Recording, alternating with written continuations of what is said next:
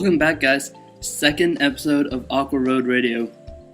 I cannot explain to you how ecstatic I am.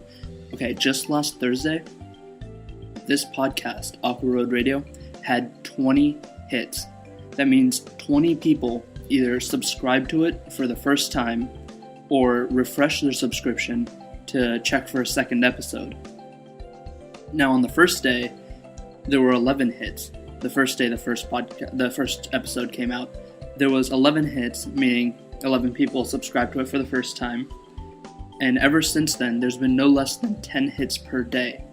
And considering that the first episode was just an introductory episode, I just think it's amazing. So, to start and get some official business out of the way, I'm going to have to step out there and say that Aqua Road Radio is not the first MapleStory podcast.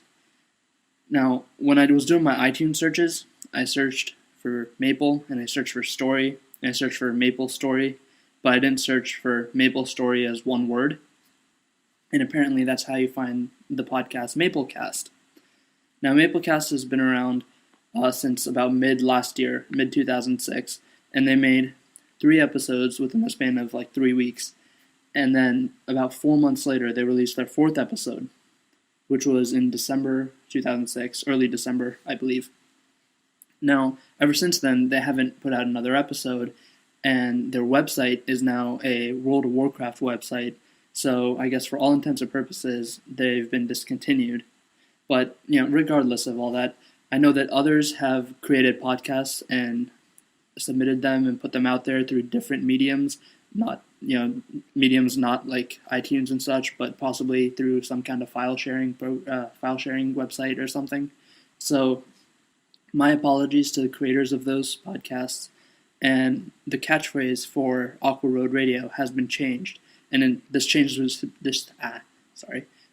has been reflected on the banner of the blog, and our new catchphrase is bringing MapleStory to your iPod. So, last week, or 2 weeks ago, I guess, I asked you guys for emails of suggestions of what you guys would like to hear, and suggestions, comments, things like that. And I got 2, just 2. So I was kind of disappointed, but I can't, I guess I can expect more because it was just the first episode and it was just an introductory episode too, so it didn't actually have content in it. So hopefully I'll get more emails about this one. But you guys are listening. Email me, let me know what you think, stuff like that. Now, I'd like to say thanks to Nurima for the constructive criticism, and to Rasengan War for the compliments. And Nurima and Rasengan War both play on the Windia server of Global MapleStory, and Rasengan War has a character named Korea Husky on the Bera server. Now, Nurima also mentioned that last episode I said that I was not affiliated with Hidden Street. However, I failed to mention that I'm not affiliated with Nexon, Wisnet, AsiaSoft, or any other company for that matter. And also that the credits for the graphics on the blog and the music on this podcast both go to Nexon, because they're both from MapleStory. Well, I guess that's all I have for official business. So, I guess without further ado, we'll jump straight into Aqua Road Radio News.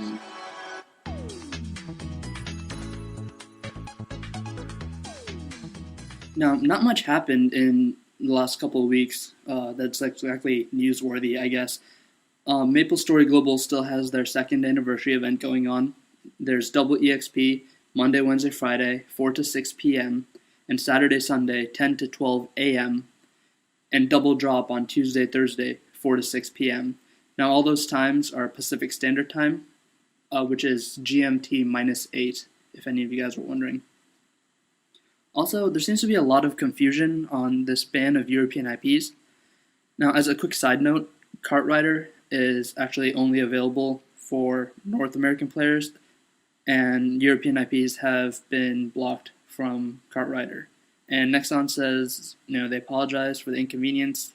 I don't really see why it's only limited to North American players, but I guess their servers can't handle it, or they're just testing it out or something. So, sorry to you guys with European IPs.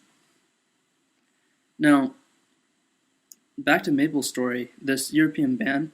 I actually had a friend in my guild who was planning on quitting playing on his MapleStory Global account because he believed that as soon as the ban for European IPs occurred, he wouldn't be able to continue, and he felt that there's no point in playing his character anymore because he might as well go play European MapleStory. Now, that is completely not the case. Nexon has said that they'll announce a cutoff date, and they say they'll announce a cutoff date soon. Now, any account created before the cutoff date, regardless of if it's a European account or a European IP or American IP or any IP anywhere, all those people who have accounts that have already been created will be able to continue playing on those accounts with the characters they have on those accounts. It's just that after the cutoff date, if those who have European IPs, Europeans I guess, would like to create new accounts, they may only do so on European MapleStory. However, their previous accounts that they've had on Maple Global are still playable and intact. And the reason for this is because Nexon isn't evil. They don't want to cut you off of your level 100 plus characters and and things like that you've been working really hard on. So the accounts that you have will remain to be playable. However, new accounts whenever this cutoff date is announced, after this cutoff date, will have to be created in European MapleStory if you have a European IP. So that's all I have for news, and so I guess it's time for this week's rant.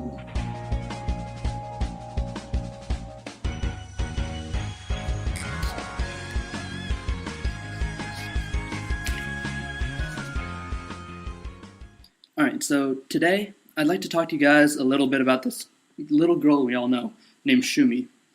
Now, for those who don't know her, she's the little girl sitting right outside the subway and crying about her lost coin, or her friend's coin that she lost.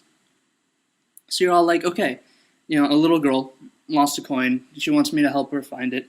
So I can do that. I can go into the subway and get a coin. So you're like, all right, go up to the ticket guy, buy a ticket, and head deeper into the subway. And the first thing you see, lasers. Who in their right mind puts lasers in the subway? No, I mean seriously, who puts lasers in the subway? Who has the time and patience to install those lasers over those tiny, tiny platforms that they have? And then, if there are lasers in the subway, what's this ticket guy doing selling lasers into a place that dangerous? Being a ticket salesman, he should have been inside construction site P1 or whatever it's called. And if he hasn't, he's had to at least taken a peek. He's been working there for about 2 years, at least in Maple Global. So, okay, regardless of all that, after you get past all that kind of drama and wander even deeper into the construction site, you see Sturgy, those little bat-like thingies. And so if you're a high enough level, you're like, Sturgy or Cinch, I can kill him. So you start attacking them. But, can you ever hit them? Ever? Of course not. No. Okay, you can sit there attacking them for all of eternity, and you will never once deal a single point of damage to these things. They are invincible. So you can never kill them. But when you hit them, you miss, right? And we all know what happens every time you hit something you miss. They chase you. They come after you. These things chase you incessantly. And they fly. They're bats. They're fast. And so now you're attempting to scale these tiny, tiny platforms again, these insanely small platforms, and you're getting pummeled by Sturgy. They're pushing you off, causing you to fall back to the bottom repeatedly, over and over again. They're just so annoying. And okay, if that wasn't enough, I guess the same mystical power or whatever that's making these Sturgy invincible is preventing the effects of haste and teleport. So now you have to move at like the speed of a drunken grandpa. You're so incredibly slow.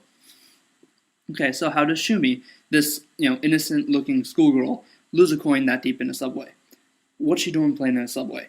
Well, okay, first of all, you find the coin in a chest, so it must have been put there by someone. So I see two options. One, either the lasers have already been set up and Shumi has just gone into the subway that deep, put the coin in the chest, and then came back out. Or Shumi has gone in, installing the lasers either along the way or on the way back, dropped the coin in the chest when she got to the end of the subway, and came back out. So either way, Shumi put the coin in the chest. It's the only option I see. And then she has the nerve to start crying about it, about losing all her stuff, and then, acting all helpless, and you have to go find it for her. And if she actually genuinely lost the coin, it's not like she learns her lesson, because next time she loses a roll of cash, and then after that she loses a sack of cash. And so, all this leads me to one conclusion. Shumi is the devil. Satan, Mephistopheles, Beelzebub, whatever you want to call it, it's her. Shumi is evil. Plain and simple. I mean, what kind of girl plays near subways anyway? I guess you could blame it on bad parenting, but her parents are never mentioned. And Shumi's still a kid. What kind of person lets their young daughter play in Kierning? Kierning, of all places. Kierning is the city of thieves. It's where thieves come to power. So, okay, why is the young girl even there? Okay, also, who's paying for all these lasers and gizmos? For all we know, Shumi might come from an insanely wealthy family, especially considering her probable careless attitude toward money, which probably caused her to lose all this money in the subway anyway. And when I say lose, I mean lose, as in double quotes, in air quotes. And, or maybe it was Kierning, and maybe that's why Kierning looks so downridden. Maybe all this tax money is going into machinery for the subway. I mean, if they invested in schools and or, a better police force, wouldn't the city be better off? Because, I have never seen one police officer in Kierning. But, then again, I guess that's going to be why Shumi's losing all this stuff. Maybe she's a victim of, faulty educational system. So, maybe she wasn't taught any better. But, even then, that's still no excuse to make us go through a laser-infested zone to find things when she's apparently clearly capable of going all the way through it and getting it herself. I just don't understand it. It's like a pointless quest in MapleStory, and Shumi is just the most evil thing on the planet. Okay, so that kind of wraps up my rant, and so I have a question for you guys. And, hopefully this time I'll get a few emails. But who is your least favorite non-Shumi NPC and why? So, of all the non-playable characters in the game, disregarding Shumi, which other NPC do you hate the most? Now, you guys know that you can send me emails through awkwaroadradio@gmail.com, and you can send it to me as text, where I can read it directly off. Or you could send it as an MP3, in which case I could play it into the podcast. And, either way is cool with me. It's all up to you guys. But, I hope to get some feedback on this episode, especially because this is how, the content is, and it's kind of how I envision future podcast episodes to be. So let me know what you guys think of this. Let me know what you guys want to hear in the future, so on and so forth. And so, yeah, I guess that's pretty much all I have for you guys today. And so I'll see you guys in a couple weeks, and enjoy mapling.